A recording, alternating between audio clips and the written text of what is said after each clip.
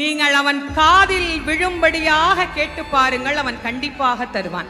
நிறைய பேர் சொல்றாங்க, நாங்களும் கேட்டுட்டு தாங்க இருக்கிறோம், எங்களுக்கு அவன் கொடுக்க மாட்டேங்கிறான் அப்படின்னா, இறைவன் வெளியிலிருந்து நாம் கொடுக்கின்ற எந்த பொருளையும் தனக்கென ஏற்றுக்கொள்வதில்லை.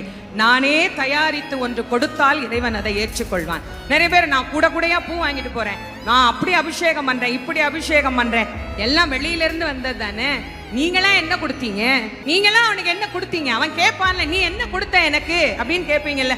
இல்ல இதெல்லாம் நான் தான் கொடுத்தேன்னு சொல்றதுக்கு என்ன சாட்சி? நான் காசு கொடுத்தா யார் வேணா கொடுப்பாங்க, தேங்காய் காசு கொடுத்தா வாங்கலாம், பழம் காசு கொடுத்தா வாங்கலாம், சக்கரை பொங்கல் காசு கொடுத்து செய்யலாம், இதெல்லாம் காசு கொடுத்து வர்ற பொருள்.